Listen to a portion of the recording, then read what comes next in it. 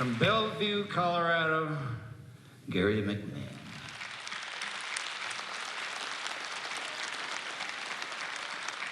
Your songs are like your kids, you know. You love them all, but most of them stay at home and never do nothing. But every once in a while, you have one that gets up and runs out the door, and before you know it, he's out there making you proud and sending checks back to dear old dad. And this song was, it's a true story about a ranch in Wyoming, and it was first recorded by Chris Ledoux back in the early 70s, and it's been recorded about 300 times now by a bunch of good cowboy and cowgirl singers. It's called The Old Double Diamond.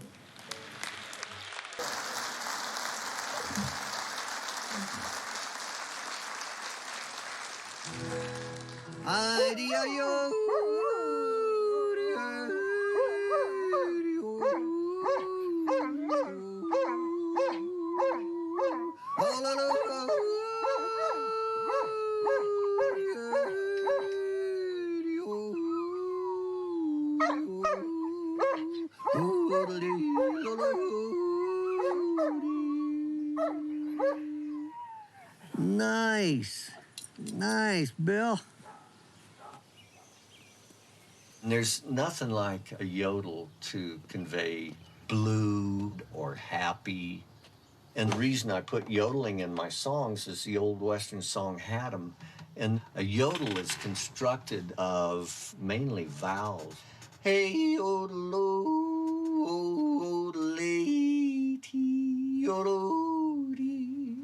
A lot of people have a real weak falsetto, you know, and you can't do yodel with a weak falsetto. You gotta have a real falsetto like Mickey Mouse. Come here, Pluto, come on, boy. Down, Pluto, down, boy. Anyway, you develop your falsetto by singing falsetto like a cattle call.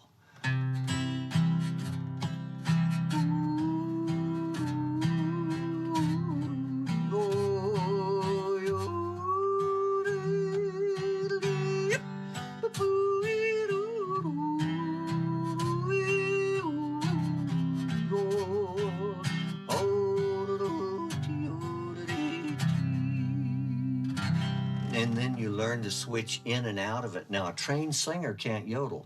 Their voice goes, oh. They've lost the break in their voice. They actually have to retrain a break in their voice to yodel.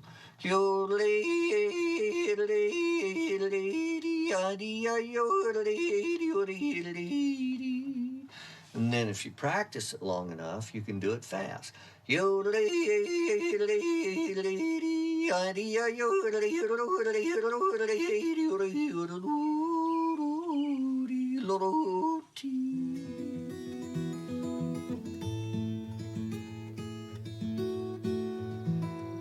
Jeff Nurse is probably the cowboy's cowboy, and I admire Jeff for his artistic abilities. The guy can do probably anything he sets his mind to, but he was just a hard-scrabble kid from New Mexico, you know. Neither one of us have ever been rich or anything near it, and we kind of get along on that level. Yeah, I grew up north of Magdalena on a ranch that my granddad started along with my uncle way back in the teens. So I'm basically fourth generation doing this. It's what I've always loved to do.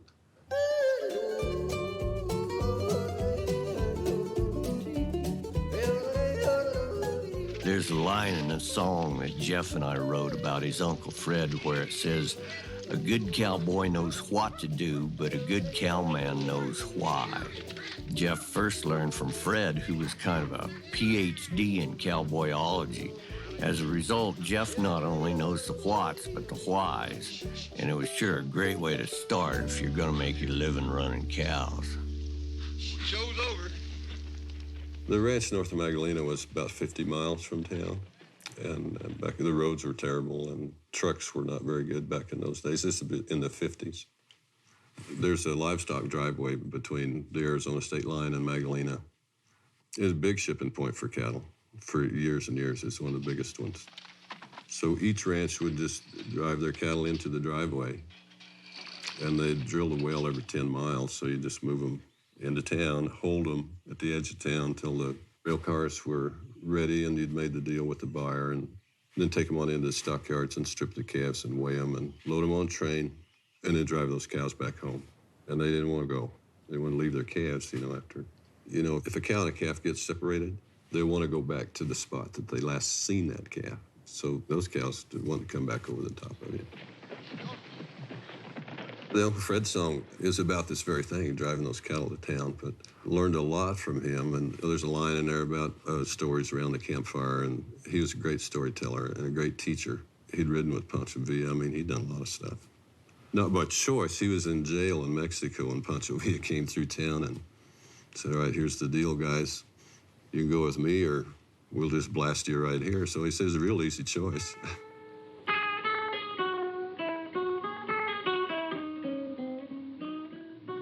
He made a nice little talk in Spanish for old Pancho Villa. He turned around to us gringos and he said, you guys get back to your own country as best you can, you see. If you don't want to enlist in the army, there was an old boy standing there, and I said to him, named George Dean, I said, what do you think about being a Villa soldier? He said, damn sure beats adobe wall to me.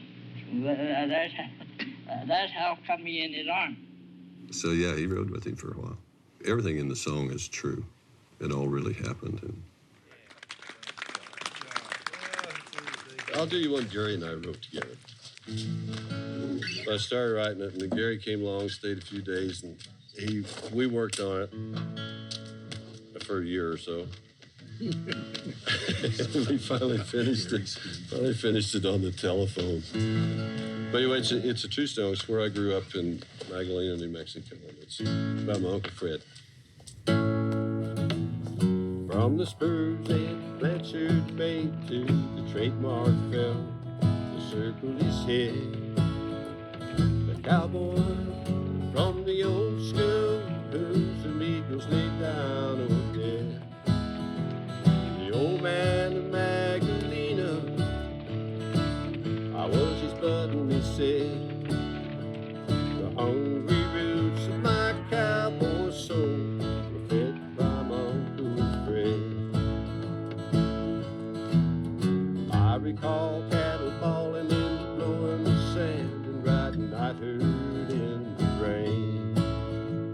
We drive our cattle into town and load them on a train. The kids would keep the herd bunch out on the holding ground, while Uncle Fred would close the deal at every bar in town.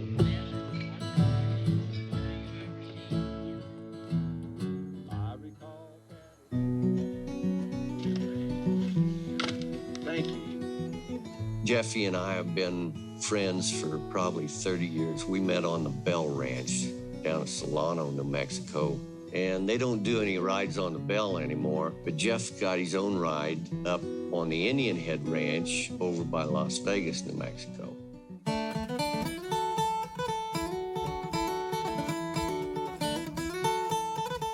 At a trail ride, these guys usually get there and you get your duffel stowed and you get camp made in your tent there, and then you ride out in the mornings, get on a horse and ride for a day. And these are gentlemen's trail rides, where it takes like 2 mules just to pack the whiskey. And then everybody gets back to camp that evening, and usually a nap is in order. And then the music starts.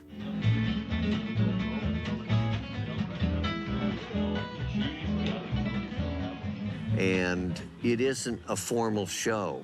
You're just sitting around the campfire with a guitar, and it comes your turn, and you play them a song, and then somebody else plays them another song, or does a poem, or tells a story, or you're just out there with your buddies.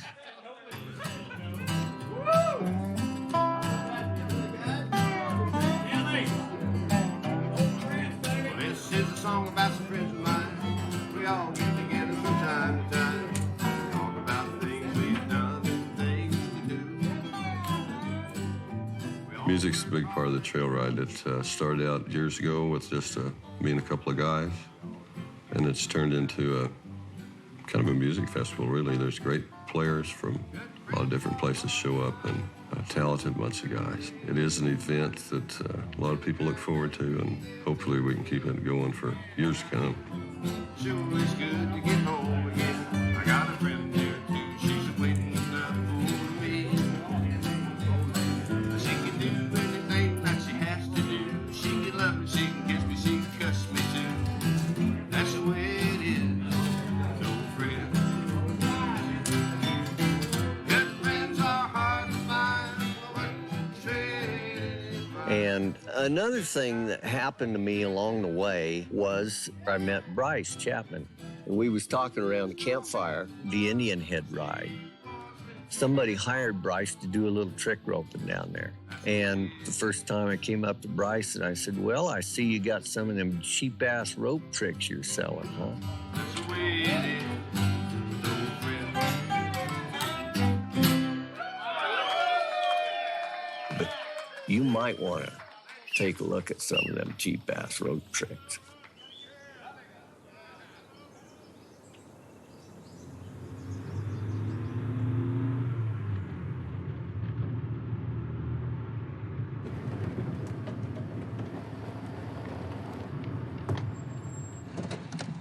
I need a quad iced venti 3-pump vanilla latte. Quad iced 53 pump vanilla latte. Yeah, and I'll take a white chocolate mocha.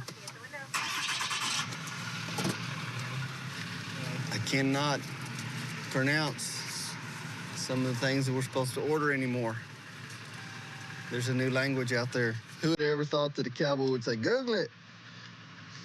Look it up on the internet. Right?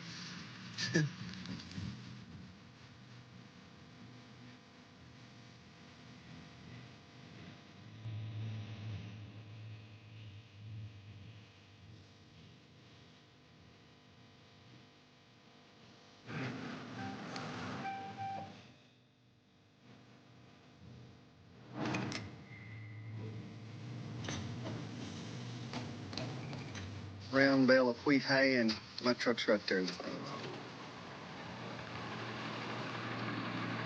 you doing, man? Just solid work, that's it. I love it. I don't know what else I'd do if I didn't.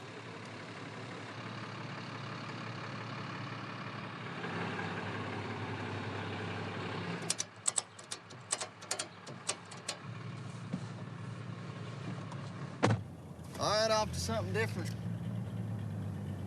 You can catch anything in the world if you can get it to depend on you for a free handout. You set a snare for a pig or a possum or a raccoon, he's gonna go in there and he's gonna eat the free food. People nowadays, they don't know how to work. And I mean, that's just being honest. And it's up to you. You need to get your ambition bone and whittle on it a little bit and make your own life in your own way. And that's the American dream. That's what cowboys, they wanted an American dream. They wanted to go work on a ranch and then eventually save them some money and buy their own herd and buy them some land. Well, that dream's it's not lost. It's just the person with the ambition picks it up and runs with it.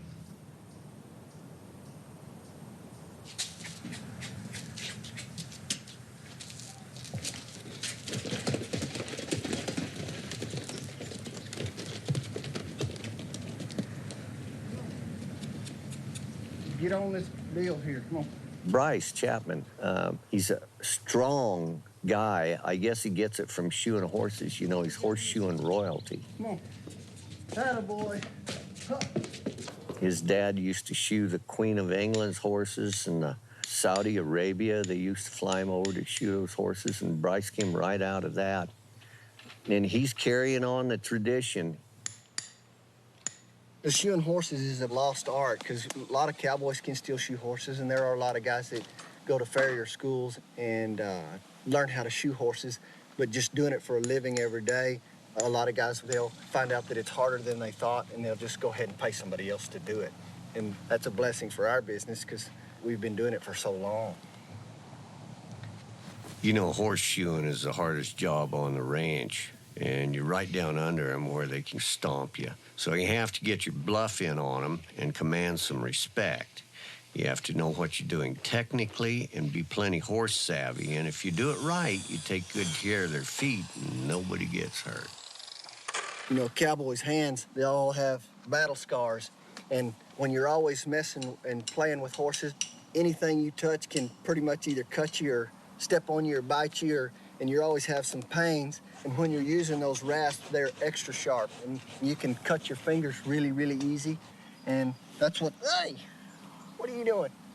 And that's what some of these scars are. And, you know, of course, your fingernails are always breaking off or they're cracking. And in the winter, I use a lot of white tape and lots of super glue.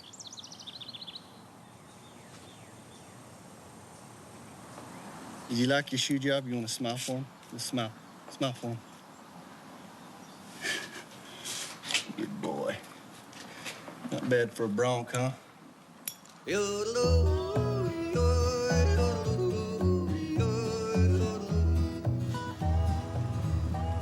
I threw a guitar over my back in 1971 and set off to become a songwriter, much to the dismay of my dad. And I went to Nashville and spent the next 5 years in abject poverty learning how to write songs. And I went from New York City to LA, and we got into every A&R office there was. Warner Brothers did sign me. But then they signed Larry Mahan. And so they kicked all the other cowboys off the label because they figured they had the ultimate singing cowboy. There was just one problem with that. Larry Mahan sings like I ride bulls. You know, they took such a licking on that, they decided never to sign another cowboy. And after that, I couldn't find anybody that wanted to sign me, so I came back home and kicked around, you know, tried to sing for a living at these windy little nug-eyed bars out in the middle of Wyoming. And, you know, living hand to mouth. And I was gonna go back to cowboying, and they needed a guy to run the stables at the T-Lazy 7 Ranch. Well, I'd never duded a horse out before, but I figured, what could it possibly hurt other than the dudes? And so I took on that job, and I grew that stable from 13 horses to 185.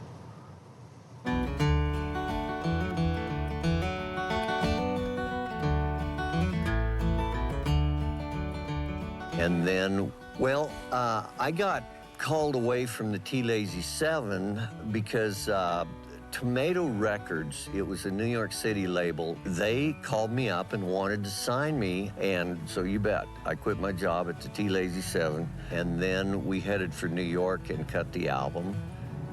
And there was 4 artists on this label. There was me, Dick Gregory, Townes Van Sant, and Philip Glass. Anyway, all of a sudden, they wanted to do a big-time album on me, and we cut that album in New York City. The vocals on it were the Jordanaires, Elvis's old vocal group. Strings on it were the New York Philharmonic, with Harry Lukowski conducting. It was called Colorado Blue, and it got picked as a hit album in all 3 trades. It was just on its way straight up. Bronco Buster, Wild Horse Rustler, where she flipped him off, broke his jaw, served him right, that cocky bastard. Up the time,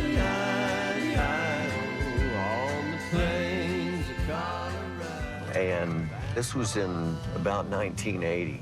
Tomato Records had me on this tour of radio stations, and I was to go to Memphis and play a gig at St. Jude's Hospital, and the only room they could find for me was a suite, and I didn't know that I was staying right next to Gerald Ford. All of a sudden, the other elevator doors opened, and it was Gerald Ford. And he had 2 Secret Service guys with him, and they looked straight at me, and they said, "Get him." And all these cops just jumped on top of me, pinned me to the floor, and they got Gerald past me without risk to his person, I guess. So I got up to my room, and I thought, whew, this has been a hell of a day.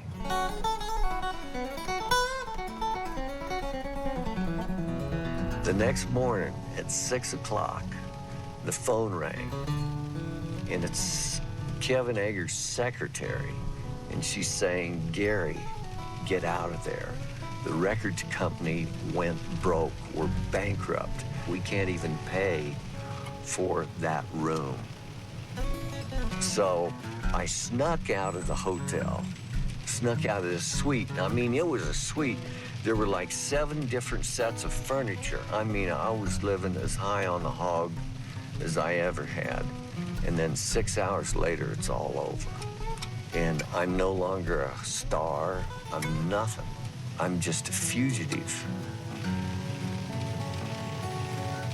That was it, man.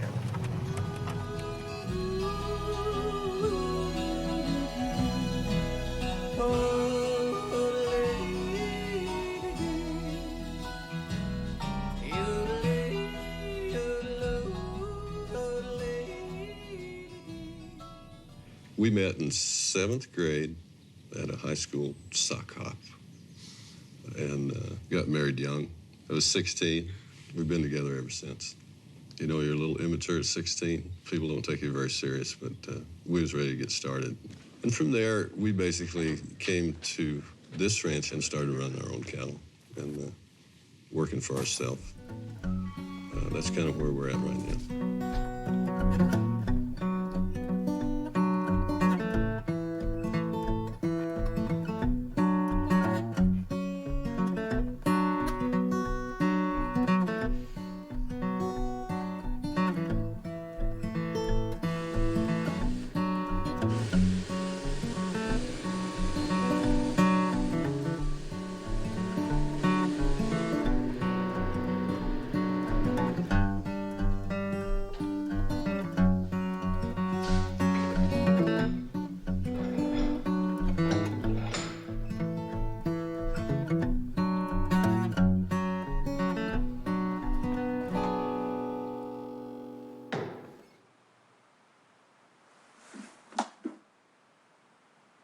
I think poor man has poor ways. Tootie and I got started young. We didn't have anything, so we learned to make it ourselves. That's just part of the deal, being on these ranches, is being able to weld a little bit. But I think, you know, if you get a little creative, you can do a lot of stuff with it. One of the partners in the ranch across the road had built a new house, and she'd bought this really cool chandelier. And I thought, you know what, I can make one of those. And so I did. And I had it hanging in the house. Looked pretty cool. Guy came by and said, God, I'll buy that. So I took it down. Here you go.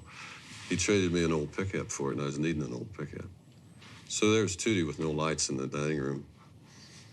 And so one night she goes out and she gets this old pickup I'd traded for. She drives it up and parks it and shines the lights through the window. And she said, that's what we're going to use for lights in here until you build me another one. So I built her another one. Let's see, I think there's six arms on the bottom, and then they're split at the top with some more arms. There's little lights out on the end of each of the big arms with shades on them, and some cutouts of horses and cattle and stuff like that. A lot of pieces. There must be a couple of 100 pieces in each one of them. So I came back home and was struggling again, real broke. And Rick Dean of the T-Lazy 7 called and said, I bought a couple of stagecoaches and I'd like you to run them in town. And we gave them with these big draft horses. And I drove those guys, I'll bet you 10,000 miles before it was over. And one of the challenges to driving that stagecoach was staying warm. So I had this guy make me this fur-lined cowboy hat. Throw me that hat, would you? This thing. And to begin with, it was flat. And that was my idea. I was going to wear a flat fur-lined hat like that. But what happens to these things is they get snowed on and then they dry and then they curl up so you look more like a Cossack when you put this on. But I'm telling you, this is the warmest hat. And then in Aspen, it don't just snow a couple of inches. Some nights we'd get 1.5 feet of snow. So one night, I got a fare out to the Aspen Club. And as I got out there, I started realizing I'm in a little bit of trouble here because the roads were just getting narrower and narrower. And I remember this taxi, he was sitting out there smoking dope because I could smell it. So I went over to this hopped-up hippie in the taxi and asked him if he'd help me. And sure, man, I'll help you, you know. So both got on the back wheels of the stagecoach, and we slid it around. And I was threatening that team, George, you son of a bitch, you stay there now. Don't you dare move. I'm telling you, I'll kill you. And we'd slide it back around, and on the second turn, I felt them start to go. And this job was starting to pay real well, and everything was starting to work real well. And if those horses would have run off, they would have wrecked that stagecoach. They would have just totally wrecked my life. And I knew it in a flash. And I jumped in front of them, and the tongue went right between my legs. And this hat went down like that. All of a sudden, I was on the middle of a team of runaway horses, you know, with stone blind. I was down there like that. I could feel their feet, and I was sitting on that tongue, and I just started hollering, whoa, whoa, whoa, whoa, and just trying to jerk their damn heads off. And I got them shut down probably 150 yards from where they took off. This guy in the taxi, he turns it around and comes back, and he said, whoa, man, that was really something. And I could only imagine what that looked like to him, but I did get him shut down. But, you know, when you do something like that, you know, you see, you could have been killed by just 1 foot on a foot down there, dragging you down, and the horse and the coach running right over the top of you. You know, but desperate times call for desperate things, I guess.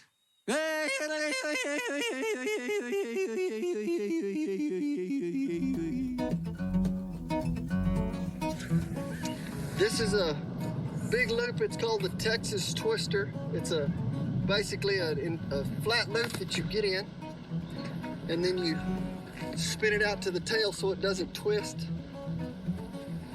Easier to do with the spot cord rope out of the wind. And then you spin the other one, which is, you know, obviously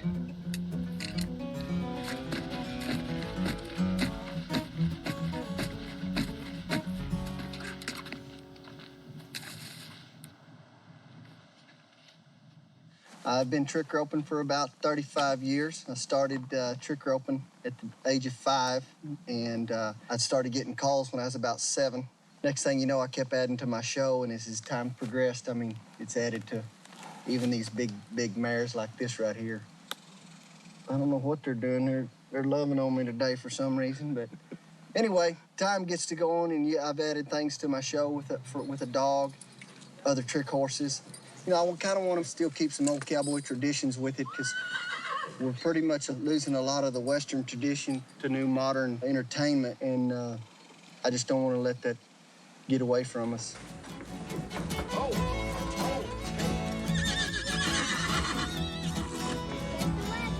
Yeah, back into the chute. Grace, you be okay with Sparky? Roping is a real skill. You don't believe it, just pick up a rope and try to use it. Knowing how to use a rope is a big part of cowboying and this country's history. When these kids see a guy that really knows how to use a rope in the flesh, they have this little seed of first-hand knowledge that they'll carry with them the rest of their lives. I do a performance on the New Mexico Junior College campus in Hobbs, New Mexico. And there are anywhere from 2,000 to 4,000 kids come through there, and I've been performing over there for about 22 years.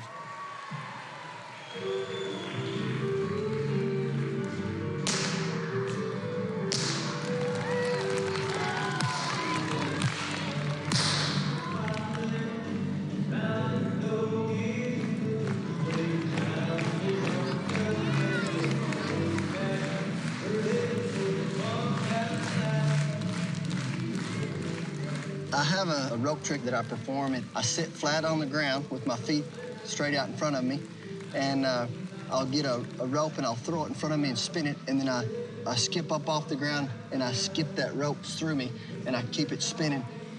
I call it laying down on the job.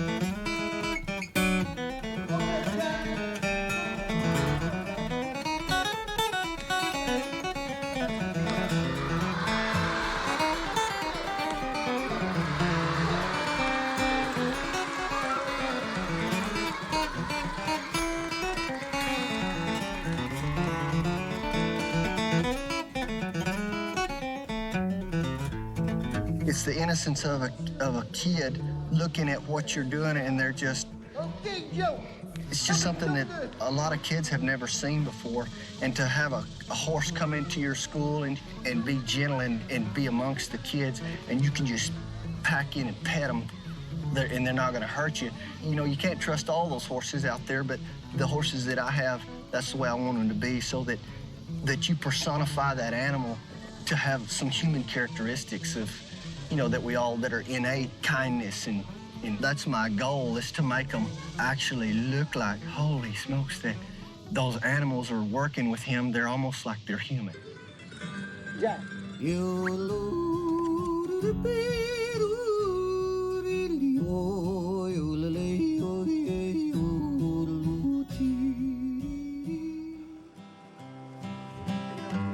Well, he picks up his saddle when he gets to the barn in the cold of first morning's light. I really feel blessed, you know, to be a part of this lifestyle, growing up in it and spending my life doing it. Today, for me, was a terrific day.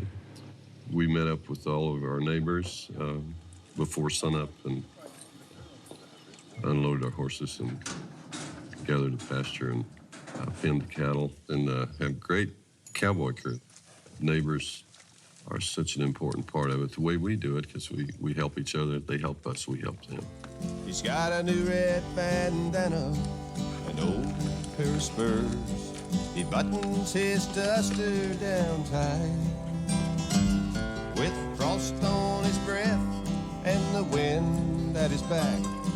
He saddles his pony with care. There's a fence that needs mending way down by the highway. He longs for a time when that road wasn't there. He's just an old cowboy, adjusting the chains to the freeways and the fences of fate. He longs for the freedom home on the range. Down in the valley, 100 years late.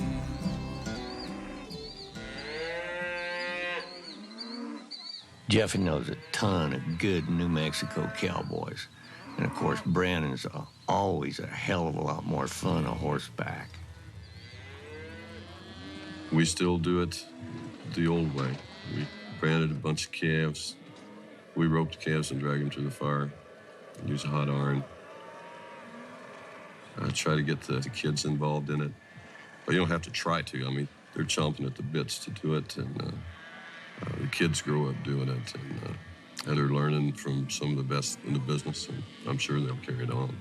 They may drift away from it, but oftentimes they'll make full circle and come right back at some point and carry it on and show it to their kids. Dust the falling smoke rising as we drag them to the fire. It's a good day at the office when you limp and dirty and tired. Things are changing. You know, I can see big changes from the time I could remember up until today. But as far as the cowboy etiquette and the legacy of this for another generation, it'll be there. I don't think it'll ever change as long as there's a West and as long as there's cattle and horses. There's so many parts of the West that you can't see it from a pickup or a four-wheeler. And working cattle horseback is still the most efficient way to do it. The easiest way, easiest on the cattle, easiest on the people. There's always going to be folks that don't use horses and they still run cattle, but for the most part, the real deals, it's always going to be there. After the brandy, you know, that's kind of a fun part of the day too, because the cooler opens up and the lunch is ready and people look forward to that, because really, at the end of the day, all these cowboys get for helping you is a cold beer and a good meal, and that's their pay for the day. So we do our best to make it good for them. Not a better way in the world to spend a Saturday.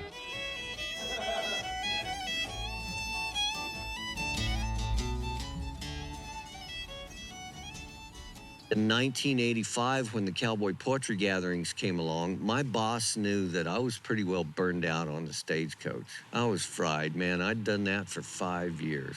And he said, why don't you go to the poetry gathering and take a week off? Well, I went to the poetry gathering, and I discovered that there were lots of people there doing my songs. And what's more than that, I saw the stair-step ranch kids, you know, there's Ma and Pa and all their kids sitting there in the front row mouthing the words to my songs. I had no idea they were getting out.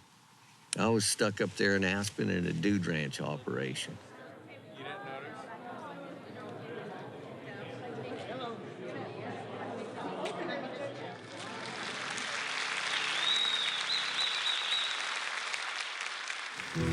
I thought I would do a Colorado cowboy love song.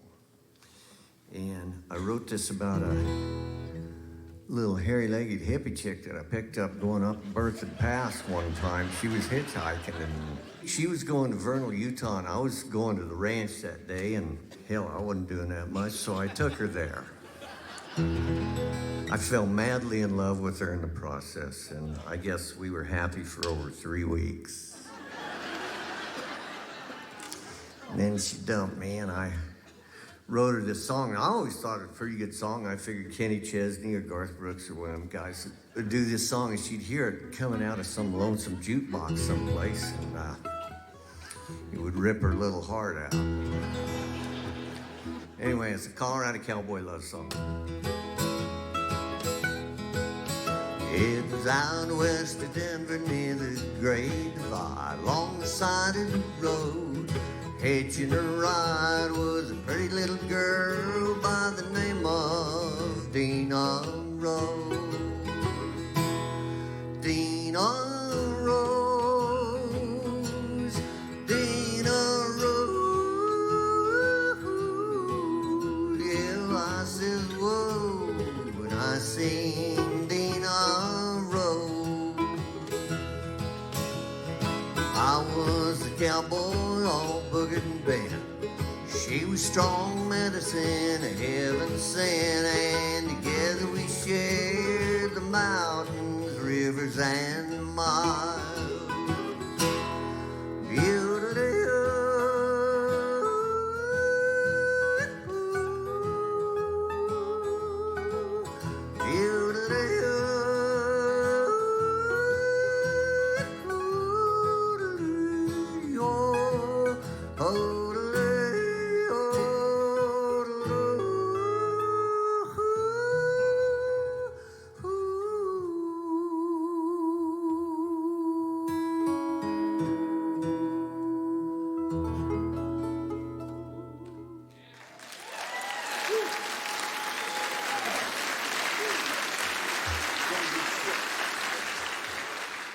I used to pal around with a guy by the name of Dick Spencer. He was the grand old man at Western Horseman magazine. He was the publisher there for over 40 years. And we'd be playing some, like the Wyoming Beef Cattle Improvement Association's annual banquet. And Dick would be the speaker and I'd be the entertainer. And so we became very good friends. And they had a poetry gathering in his honor in Colorado Springs. And I was featured on that gathering one year, and Dick asked me if I'd stay at his house during the gathering. So I agreed to that, and I got there about 2 o'clock in the morning, and I didn't know it, but Dick's daughter, she kind of had a little crush on me. So I got there about 2 in the morning, and she's in her tight jeans baking cookies. I said, "Ma, do you usually bake cookies at 2 in the morning?" She said, "Oh, yes. Oh, yes." Well, Candace later became my wife. And I'm just here to tell you, I haven't seen other cookie baked at 2 in the morning since that night. But after Dick died, you know, this was Mr. Western Horseman. He just had stacks and stacks of letters that had correspondence that he'd written back and forth. And one thing that really burned his toast was when Ralph Lauren came out with this men's cologne he called Chaps. And I found a letter that Dick wrote on Western Horseman stationery, and I didn't change it much. I just set it into a poem. So this is to Mr. Ralph Lauren, 505 Fifth Avenue, New York City. I seen on the TV, Mr. Lauren, that you have a men's cologne you call Chaps. And it's probably a manly scent, or you wouldn't have called it that. Myself, I never use the stuff, and this may sound a little harsh, but I think men use cologne to hide the fact they haven't washed. So I can't really comment on the product, though I'm sure it smells just fine. It's the way you say the name Chaps that chaps my cowboy behind. You see, the name is derived from the Spanish word chaparejos, which in turn gets its name from the word chaparral, which again in Spanish means a dense thicket of thorny brush and trees, which all manner of cowboys have ridden through for centuries. Thus, needing protection for their legs, these chaparejos were fashioned from cowhide and are the leather leggings cowboys wear that come without the backside. Then us gringos got a hold of the word and shortened chaparejos to chaps. Much the same way we took the word tapadero and condensed it to taps. So the CH sound is really pronounced with an SH sound, you see, and to an old cowboy that's worn chaps all his life, it seems a travesty that you would use the cowboy's manly image to sell your fancy smell to the herd and never even take the time to learn how to say the word. Because the truth is, Mr. Lauren, even though I'd like to console you, anyone who says chaps for chaps don't know chit from China.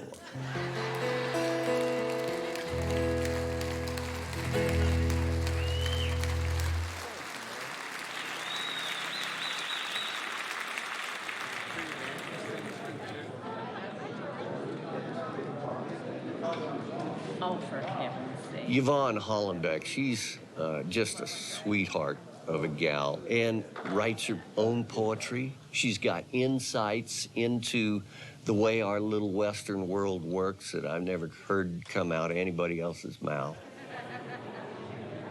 Yvonne Hollenbeck from South Dakota.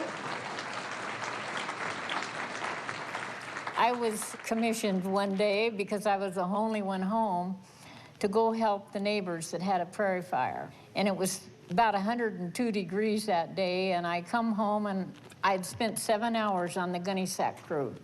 And I was totally exhausted. I was just black with smoke. I went over and turned on TV to see if there was any chance of rain in the forecast. And guess who was on TV? Martha Stewart. She was showing how to properly iron table linens. And as tired as I was, I wrote a poem about her before I went to bed that night. What would Martha do? Martha's making millions showing people how to cook with her syndicated TV show, her magazines and books. But she don't know a darn bit more than gals like me and you, but we don't get a nickel for the many things we do. It never seems to bother when her hair gets in her eyes. She just pulls it back and then commences making cakes and pies. She licks the batter off her fingers right there on TV. And why she's getting paid for it sure beats the likes of me. I wonder if she'd fare so well if she lived on a ranch, and what she'd use to get manure off of boots and pants. And when she's plumb exhausted and she has to feed a crew, don't you ever wonder, what would Martha do? When hubby hollers that he's stuck and he could use a tow, would she know how to find the gears and let that clutch out slow? I wonder how she'd do sorting cattle through a gate. Now that would test her many skills. It just might be her fate. Would she know how to fix a fence, put a splice in wire, or use a soaked-up gunny sack to fight a prairie fire? And when she's using cream and eggs, do you suppose that she'd know how to clean a hen house, separate, or milk a kicking cow? Her fancy TV oven, I doubt, would fill the bill when in the house he brings a calf that's taken on a chill. Would she know how to do the chores when hubby has the flu? Don't you ever wonder? What would Martha do? Well, last week I helped with fencing, and we'd gone for quite a ways, and I hadn't done no housework in more than several days. I come home sore and tired, and much to my surprise was a couple cattle buyers. I had to feed those guys. And then I set another plate, because guess who next arrived? The banker, with his briefcase, come pulling in our drive. He said that he was passing by, and he thought he'd stop and look at our cattle and our horses, and he'd like to check my books. Folks, I'd been real busy. My books were way behind, but I told him he could check them. I didn't really mind, because the records that I showed him were far from being true. After all, I got to thinking. Thank you.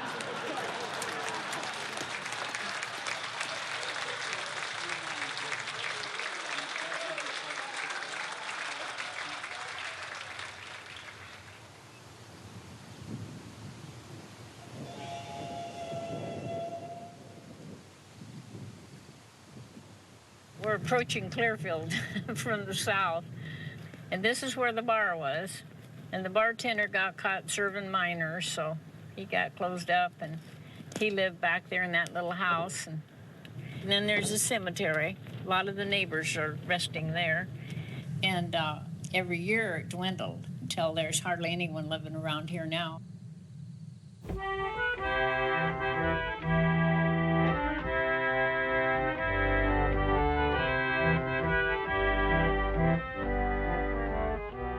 When I got out of high school, I became a rodeo organist. I played for big fairs. I was what they called a show organist. I matched circus acts and rodeos, and I met Glenn at a rodeo. He was a pickup man, and then he also calf roped and often bulldogged and hazed for other bulldoggers. And Glenn is actually, he's my best friend, and he's my best supporter. He really supports my poetry, and he's a real good sport about it. Glenn has his hobbies too, and his biggest hobby, of course, is calf roping. And ever since he's a little boy, he's roped calves.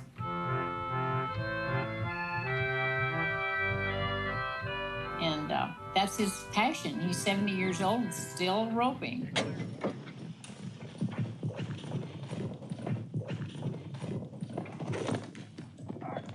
And he was the U.S. calf roping champion, and he won $16,000 in a horse trailer. And so I thought, well, I should make him a quilt.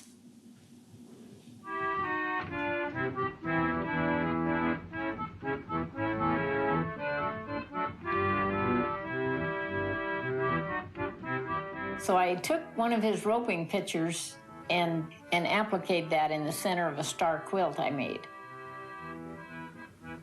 And I entered it in the Rapid City Quilt Guild show last year, which is a big show. And it won first prize. So.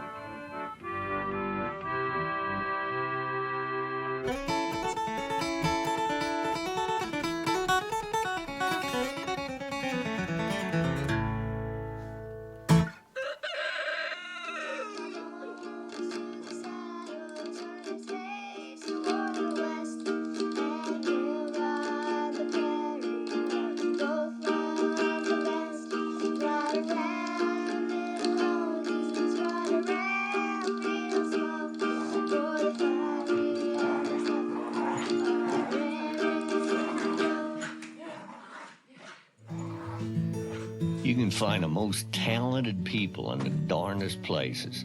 I met John Moore decades ago on a trail ride, and we've been friends ever since. I used to work at the old-time picking parlor in Nashville, and I've heard a lot of pickers, but John is the best flat picker I ever heard.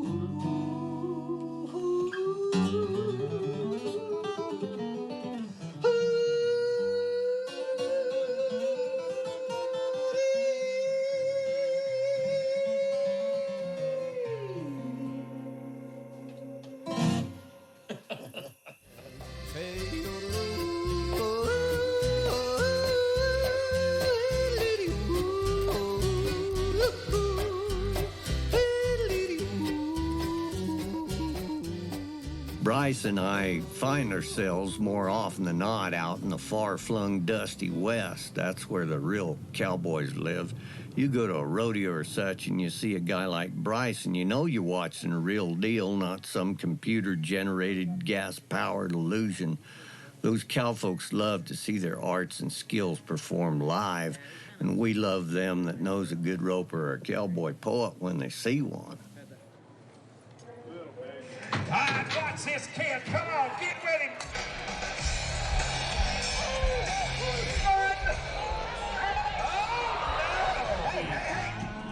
Now watch as he builds the big loop. And this is called a Texas skip. It was made famous by the late and great Will Rogers. And he does it moving down the arena. What do you think about that? Ladies and gentlemen, Mr. Brice Chapman. Get down. Now watch as he lays this horse down in the middle of the arena. That's a good dog. No biscuit.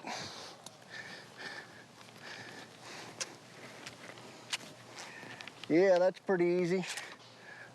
No peanut. Good thing I don't weigh a whole lot. Somebody might think I was mean to him.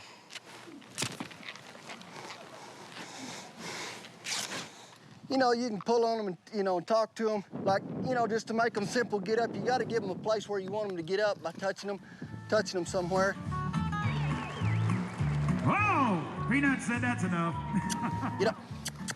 All the way up. Come on.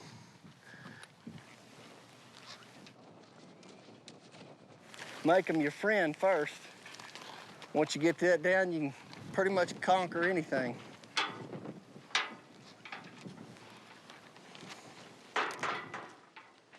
Well, I bought Crossfire when he was 14 months old. He's a 1991 model. I've had him, well, he's 21. And I've been the only one that's ever basically taught him anything. He and I, we have an understanding. He does what I want him to do, and then I go feed him right after that. There's a lot of work involved in getting these animals to get them to where they like you enough to where they're just gonna hang out with you like this. Once they become a performer or an entertainer, they understand that, and they know that that's their job, and they love it. And when you get a horse or an animal that they know that that's what they're supposed to do, if you're not working them or you don't have jobs, then you might as well be shooting bullets at them because they're dying, because they love to perform and love to be going somewhere just like a person.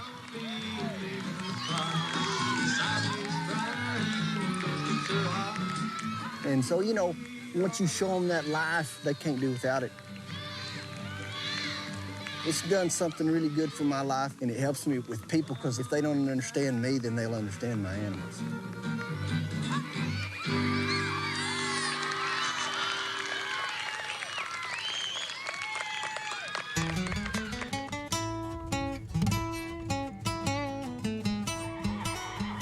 The Chama ride came right out of the old Bell Ranch rides. When the Bell sold and they didn't have a ride there anymore, a lot of guys wanted to continue that tradition. So a bunch of them persevered and moved over to the Chama, and it's a heck of a ride.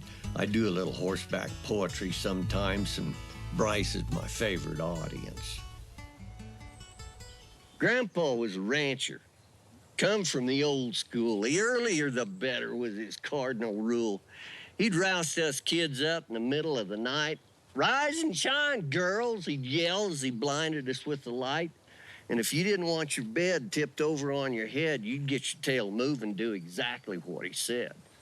He'd pour a pot of strong coffee down us, even though we was only sprouts, then kick us out in the dark to try to find our mounts. We'd stumble around his frozen Corella, stars a shining bright. To tell whose horse was which, you had to have a flashlight. With jokes and quips, he'd try to quell our early morning ire. Then he'd haul us out to some distant pasture and light a sagebrush fire. We'd huddle around that fire and shake till our bones would rattle, not sure if it was the coffee or the cold or dreading Grandpa's raunchy cattle. We'd wait around there for what seemed like a week till it was light enough to ride for these cows we was to seek.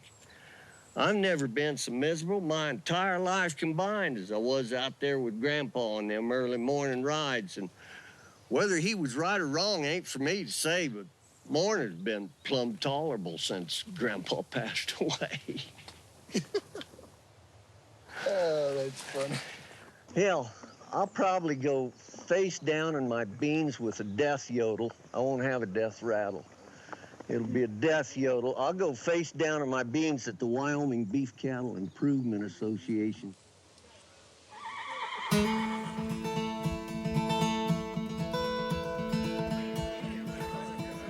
trail rides are great for lots of reasons. The guys all have such busy lives, and for a few days, you all get to be boys again. You ride all day in gorgeous country, and then after you brush the dust off and have a great meal and a little drink around a campfire, the guitars come out and you hear real deal cowboys singing unvarnished songs and reeling off cowboy poetry underneath the moon. As you come every year, to me, it's nice that we're here again. That's right. and we spend the first night, you know, kind of catching up on old times. And my name is Sugar Britches. Hi, Sugar. Sugar Pants.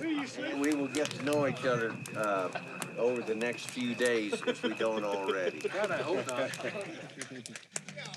This is Jeff Nurse's song. It's the anthem of the trail ride. We had been at the Bell Ranch back before cell phones a long time ago, and I promised Tootie that I would be home in 3 days, and I got home a week late. And so I wrote this song down on a paper sack on the way home. Well, this is a song about some friends of mine. We all get together from time to time, talk about things we've done and things to do. We all work hard at the jobs we do, so when the cattle are shipped and the phone works too, we all get together for a cowboy rendezvous. Good friends are hard to find, I wouldn't trade any of mine. They're the kind that'll be there till the end. Wife says go have some fun, I'll see you boys when you get home. That's the way it is. Well, it's good to see these guys every now and then. Sure, it's good to get home again. I got a friend there too, she's waiting up for me. She can do anything that she has to do. She can love me, she can kiss me, she can cuss me too. That's the way it is with old friends. Good friends are hard to find. I wouldn't trade any of mine. They're the kind that'll be there till the end. Wife says go have some fun. I'll see you boys when you get home. That's the way it is with old friends. That's the way it is with old friends. Oh! That's as good as I've heard, man. Pete, go get your guitar.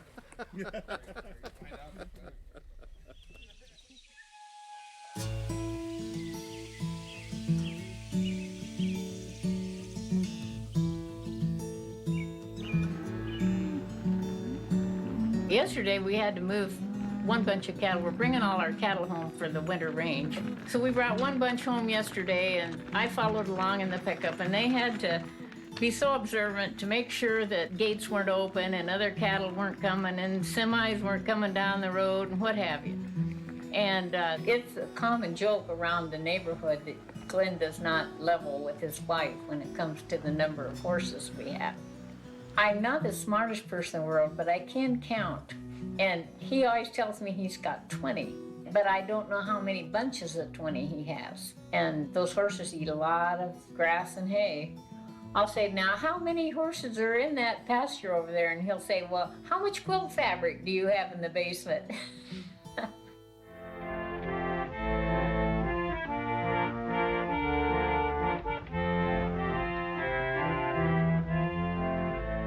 I have an arsenal of fabric. It's kind of embarrassing. I collect fabric. In my car, it just has this uncontrollable mechanical defect. It just veers into quilt shops. I can't control it. And I like to pick up these earth tones in what they call fat quarters. You just buy these little fat quarters and you stick them in your purse and kind of...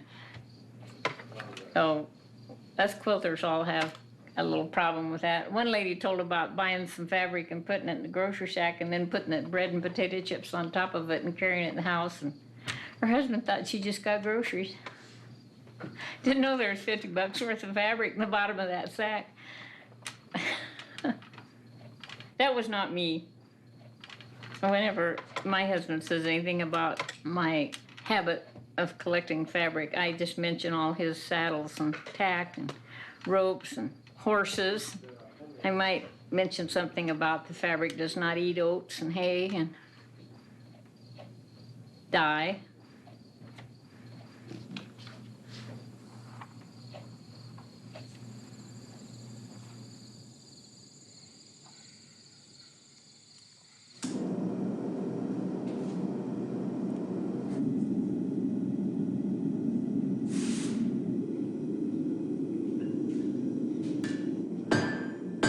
I think the quality of life of being a rancher is probably as good as it gets. You know, you don't make a lot of money, but every day's something new. A lot of outstanding people in this business. It's a great way of life. It's a great way to raise your kids. Somebody asked me one time when I was going to retire, and I said, you know what? I may be retired now. I said, and that when you kind of do what you want, you don't make much money. So I'm never going to change. I'm going to be here as long as I can be here.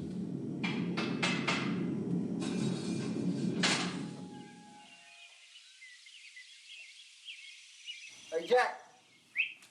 What are you doing? Okay, go get my other boot.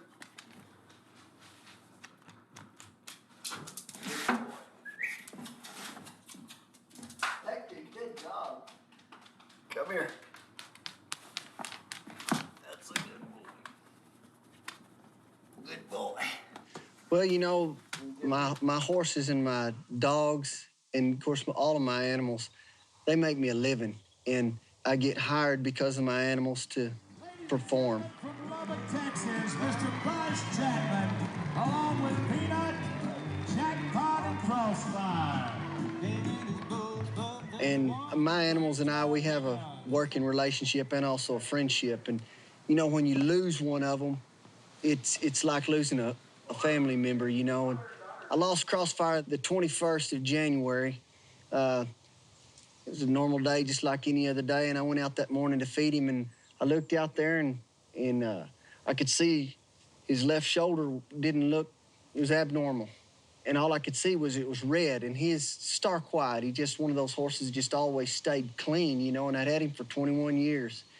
And I looked out there, and I thought, maybe he just cut himself. And the further I got out there, I knew that something really, really bad was happening. And he had an oblique break on that left leg above the knee, and it was one of those things when you see it, you just cannot believe it, because I had some shows coming up, and I had a show in Houston on the 4th floor of the Hilton Hotel. I mean, he went with me places that, you know, people don't hardly go. And I could remember him the week before. I had a show on him, and he was vibrant and rearing up, and he was bowing, and, you know, he was just a performer. And when I saw that, it was a compound fracture. It had actually gone through the skin. And I knew at that point there was no way that I could salvage what had happened. You know, I think he thought, well, he's going to take me to fix me, you know, because he'd been hurt before, you know, and he just always knew that I was going to be there for him.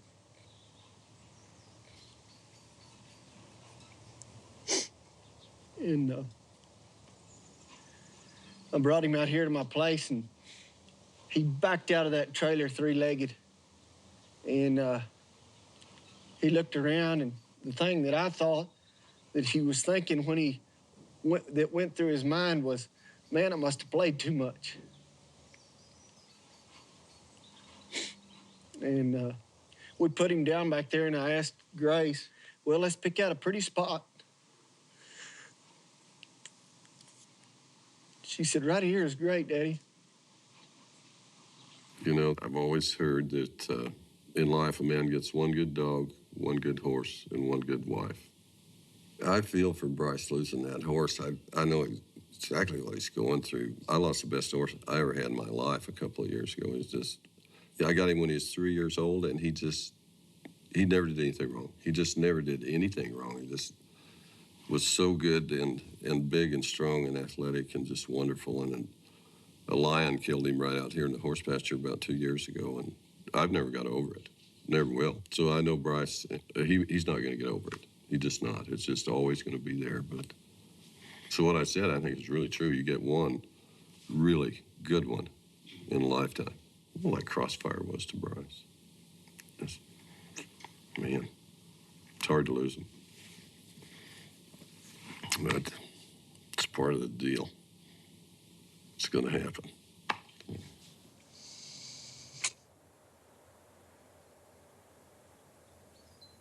I shoot horses down there, and I guess I put him up here so he'd be above me every time I work. You know, half of everything I owe to that horse, and he was my friend.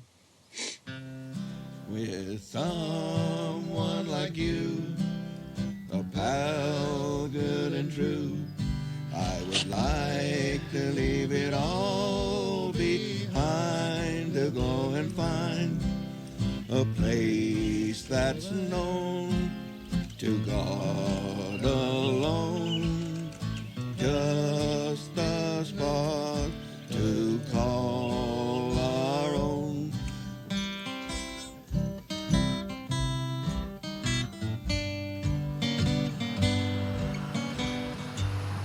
You know, eventually we're all gonna die. All you're gonna be is just an old, cracked, faded photograph that somebody carts off to the dump because they don't know who it is. That's just a fact right there. So what are you gonna leave when you die? We've kind of inherited a heritage out here in the West.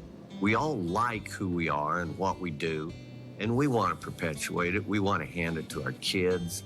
We want to leave the West in at least as good a shape as we found it in.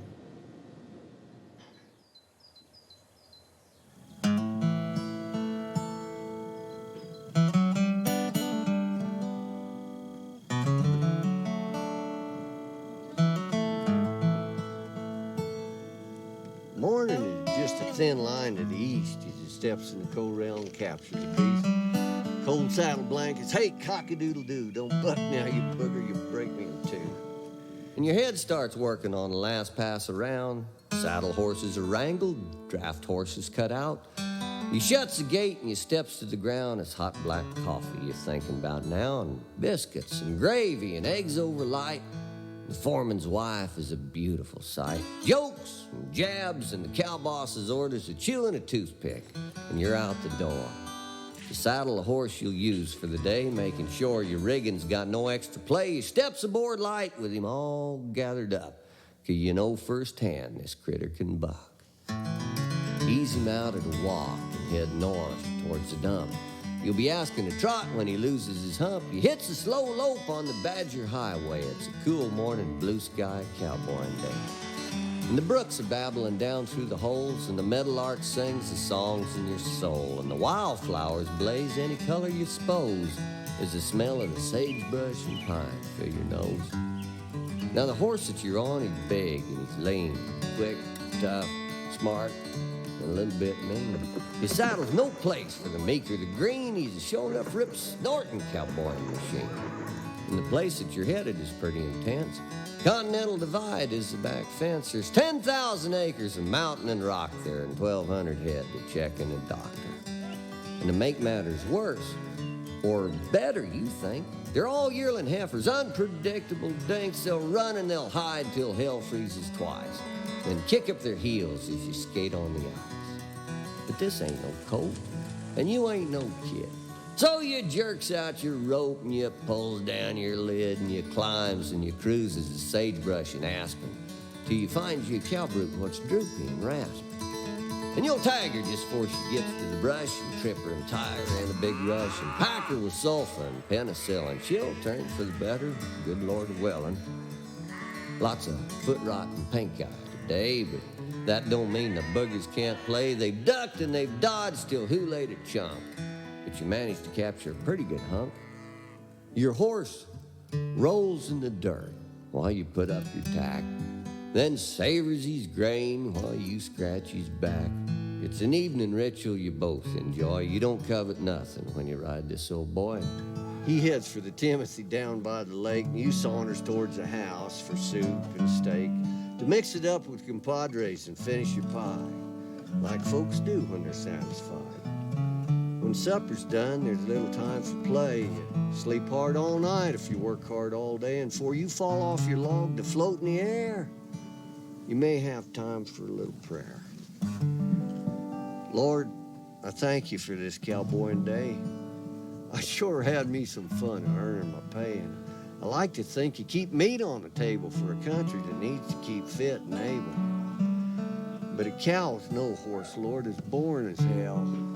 And a horse with no cows don't ring my bells.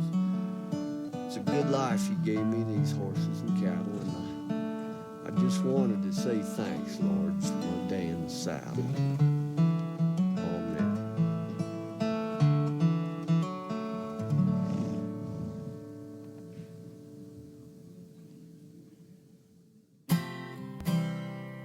There will be peace in the valley for me someday. There will be peace in the valley for me. Oh Lord, I pray there'll be no sadness, no sorrow, no trouble I see. There will be peace in the valley for me.